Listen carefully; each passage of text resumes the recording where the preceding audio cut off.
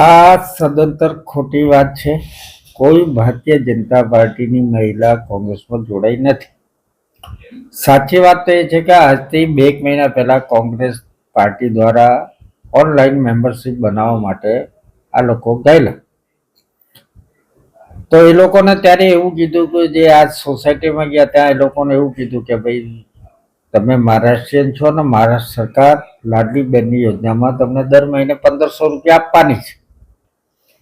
તો તમે આ મેમ્બર બનો તો તમને 1500 રૂપિયા આપશે સરકાર. એમ કહીને ખરેખર તે 1500 રૂપિયામાં લાડલી બેનના ફોર્મ ભરાવા ગયેલા. પણ એ લોકો ત્યાં બનાયા પોતે કોંગ્રેસના પ્રાથમિક સભ્ય. બહેનોને એ બધું વિચારાને કઈ ખબર નહીં હતી એટલે એ લોકો ભોળા ભાવે મેમ્બર બન્યા. એ લોકોને એમ કે લાડલી બેનના ફોર્મ ભરવા આવ્યા છે અને એ હિસાબે એ લોકો ફોર્મ ભર્યા. પણ એ ખરેખર કોંગ્રેસના પ્રાથમિક મેમ્બર બનાવવા માટે. એ પછી એ લોકોને વધારે થોડુંક પ્રેમ આવ્યો કે વિજલપુરમાં આટલા બધા સારા માણસો છે ને આપણે વગર મહેનતે આપણે સભ્ય બની ગયા. આગેવાનો ઉપર તો એવી જ વાત કરી કે અમે આટલા બધા પ્રાથમિક સભ્ય બનાવ્યા. એટલે આગેવાનોએ કોંગ્રેસના એવું કીધું કે ભાઈ ચાલો તો બીજું કંઈ વળી તમે નવું કરી લઈ આવો. આજે કોંગ્રેસમાં તમે બહેનોને જોડો. એટલે એ લોકો પાછા વિજયપુર મુકામે ગયા.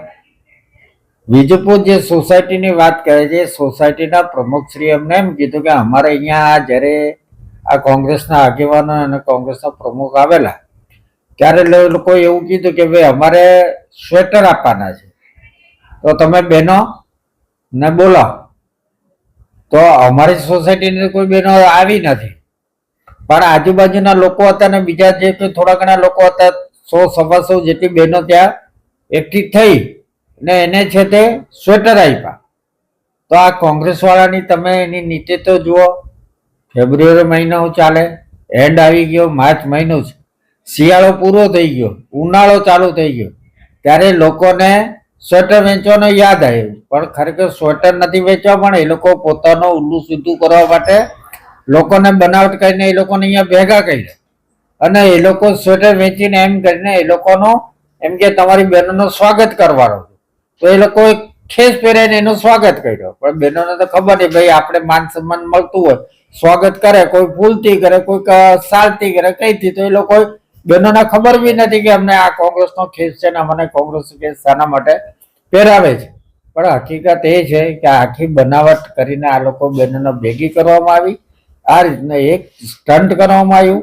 કારણ કે કોંગ્રેસ હવા ત્યાં મારી રહી છે. અત્યારે દિલ્હીમાં બી ચૂંટણી થઈ ધારાસભાની, તો ત્યાં કોંગ્રેસનો એક પણ ઉમેદવાર ચૂંટાયો નથી. બધી જગ્યાએ 0-0 આવ્યો છે. તો હવે એ નવસારીની અંદર હવે આ કોંગ્રેસને બેઠી કરવાના કોંગ્રેસ પ્રયત્ન કરે છે. પણ લોકો બધા સમજે છે કે કોંગ્રેસ બધું પતી ગયેલી છે. કોંગ્રેસનું નવસારી જિલ્લામાં બી નામ શેષ મટી ગયો છે. ત્યારે આ લોકો આ ખોટો ભ્રામક પ્રચાર કરીને બોનને બોલવીને કોંગ્રેસના સભ્ય બનીને કે કોંગ્રેસો જોડાયા, આવું બધા સમાચાર વહેતા કર્યા છે. બાકી આ સદંતર ખોટી વાત છે. તો મારી બી આપને વિનંતી કે તમે જો સાચા સમાચાર તમારું કામ છે દક્ષિણ ગુજરાતમાં, તો લોકોને સાચી વાત રજૂ કરો કે આવું ખોટું ભ્રામક પ્રચાર કરી રહી છે કોંગ્રેસ.